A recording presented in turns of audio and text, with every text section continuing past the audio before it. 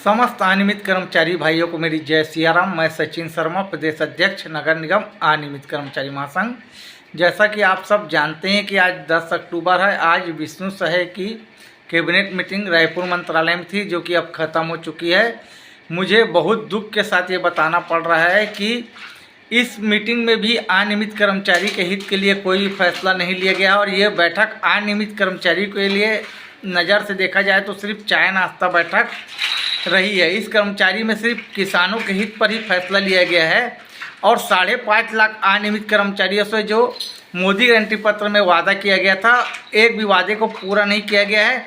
न ही स्कूल सफाई कर्मचारियों के वेतन में 50% वेतन वृद्धि की गई है, न ही रसोईया कर्मचारी के वेतन में 50% वेतन की गई है वृद्धि की गई है, न ही आंगनबाड़ी कार्यकर्ताओं के वेतन में, न ही विटामिन दीदियों के वेतन में वृद्धि की गई है, न ही HNM राष्ट्रीय स्वास्थ्य मिशन की हड़ताल आश्वासन देके ख़त्म करवाई गई थी, न ही उनकी मांग के ऊपर ध्यान दिया गया है और न ही स्कूल सफाई कर्मचारियों को भी आश्वासन देके हड़ताल ख़त्म कराया गया था। उनकी किसी भी मांग के ऊपर ध्यान नहीं दिया गया और न ही मितानिन दीदियों की किसी भी मांग के ऊपर ध्यान दिया गया है।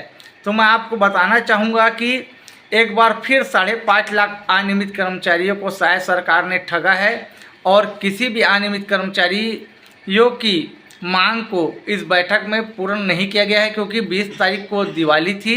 तो समस्त अनियमित कर्मचारियों को लग रहा था कि हो सकता है कि शायद सरकार द्वारा इस दिवाली में इस बैठक में कुछ उनकी मांग को पूरा किया जाए और उनको पालिका गिफ्ट दिया जाए। लेकिन एक बार फिर 5.5 लाख अनियमित कर्मचारी अपने आप को ठगा हुआ महसूस कर रहे हैं। अब ये कहना बिल्कुल जायज़ होगा कि अनियमित कर्मचारी को विष्णुदेव सरकार अनदेखा कर रही है।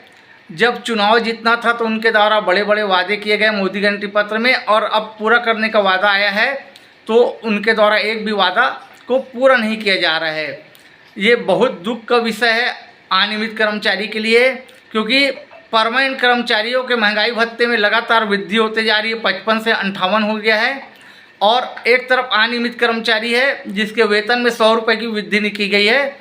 अगर इसी प्रकार से सरकार नीति अपनाते रही तो अगले विधानसभा चुनाव में निश्चित ही बीजेपी सरकार छत्तीसगढ़ से साफ हो जाएगी। धन्यवाद। मैं सचिन शर्मा, प्रदेश अध्यक्ष नगर निगम अनियमित कर्मचारी महासंघ।